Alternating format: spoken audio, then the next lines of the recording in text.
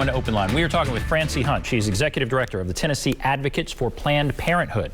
We are talking about the Texas abortion law that is in effect right now in Texas.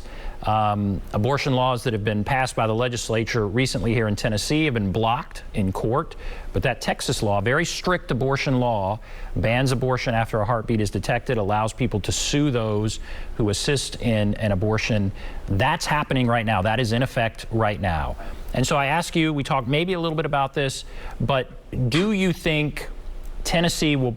They've tried to pass stuff. You said they had this omnibus bill where they passed all kinds of things. But do you think they would follow suit with Texas and pass that same kind of law this next legislative session?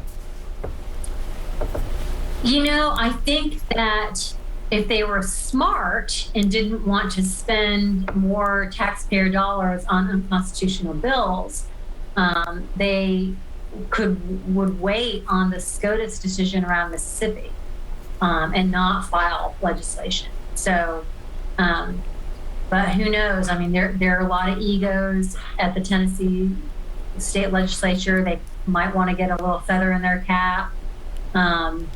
So we'll see. And this, we've always been taught the Supreme Court is where this battle will take place. But it starts in these states, right? And is that Mississippi law the law that's going to overturn Roe v. Wade? I mean, is that the thing you're really keeping your eye on? Yes, it is. It is because, you know, with this new Supreme Court, you know, that will really test the whole pre-viability aspect of Roe. And so, you know, I think all eyes are on that. And, you know, if it does not honor, you know, settled law, as it's been since 1973, we could see half of the United States go dark on access to safe legal abortion, which would be a travesty and a real danger to pregnant people. So the question then becomes, what can people do? What are you recommending that people do? I mean, if it's up to the Supreme Court, in many cases, right, many people feel like that battle's already been fought. You know, these justices have been approved, and really it's not many people would think that these justices that have been approved more recently are more likely to overturn it. So if you're opposed to this, what can be done if it's before a court and it's already been set? Yeah, I think that I would encourage our folks to get as involved as possible and to not rely on the fact that the Supreme Court feels so far away. This is why there are marches in every single state on October the 2nd right now, because people feel how real this is going to be. This isn't something that, oh, that's just happening in Texas, or oh, that's just happening in Mississippi. Like, Tennessee may be next, and it may be next within the next 6 months. So, you know, we know that, you know, Governor Bill Lee and the anti-choice supermajority could very likely pass similar legislation this spring, if not sooner, like if they were to call some sort of special session. So, I mean, this is a big deal. If we don't act now, abortion may become illegal next year in 2022, if not sooner. You know, the trigger ban, as I mentioned before, and the governor's omnibus abortion ban may allow the state legislature to implement this ban, you know, based on what ends up happening with the Mississippi decision. So we're doing everything we can, and we invite viewers that feel this with us, that, you know, join us, that we can build this movement and prevent a ban from happening in Tennessee. So the first action step I would encourage folks to do is to show up on October the 2nd. We'll be at the state capitol. If people are from other parts of the state, they could go to womensmarch.com. So, or earlier, but it's .com. And you can look for the closest rally or march in your area. But there are marches. There are 2 different marches in the Tri-Cities area: Knoxville, Chattanooga, Nashville, Murfreesboro, Cookeville, Memphis. So there's many different ways that people can plug in, raising our voices. I will also name AT&T, who is a corporate giant headquartered here in Nashville. they were one of the largest corporate givers to the politicians that passed SB 8, which was the abortion ban in Texas. And I think they need to be called out for that kind of giving. So that there's some action steps that folks can do there. Tweet at AT&T on, through Twitter or Facebook or Instagram and let them know that this is unacceptable. If you everybody loves somebody who's had an abortion. Even our opponents recognize that, right?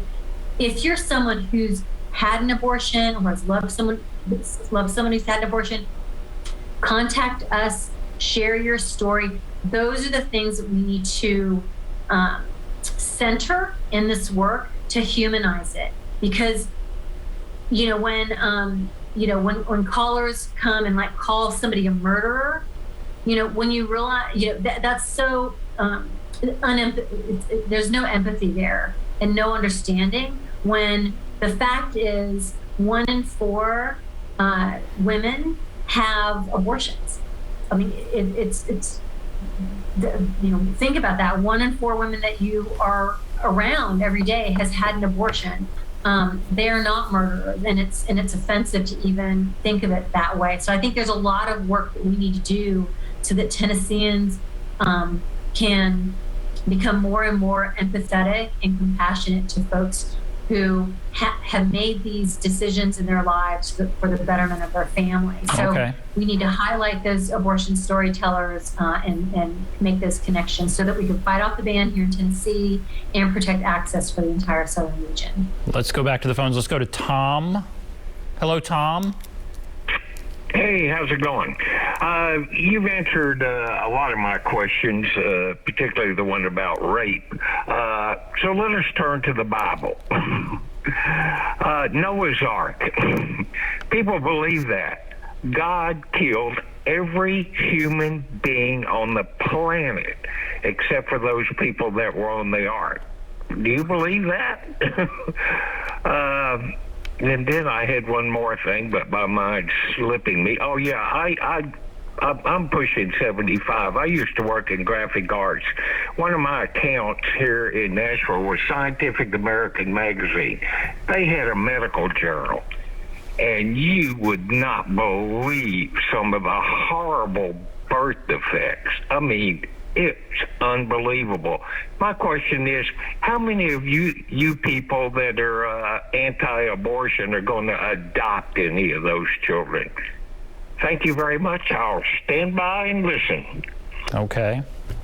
I don't think that question was directed toward you, but I don't know if you have a comment on his thoughts there, any of what he said. Yeah.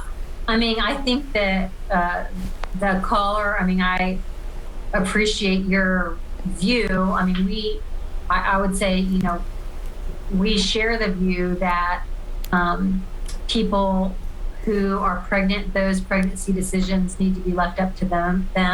It's a private matter within that family. And if that family is, of the Christian faith, recognizing that the Bible, as you mentioned, death happens, and death is another side of life, and it's a continuum, and recognizing again the complexity of God's will. I can see the point that you're making, and to your other point, I kind of referred to this earlier, that there are a lot of very heartbreaking decisions that some families have to make when they see that they there's a fetal abnormality or something is not healthy about the pregnancy itself. And people who love being pregnant and grieve the fact that they're going to have to terminate. I've talked to those women, and it's very, very painful. And again, I would call on folks that feel apprehensive or maybe even oppose the idea of abortion itself, maybe for their own life choices, but to please zoom out and develop that level of compassion for people who are faced with some very challenging life circumstances and having to make these choices. All right, why don't we take a break, then we'll come back, take another call, take a break, be back right after this.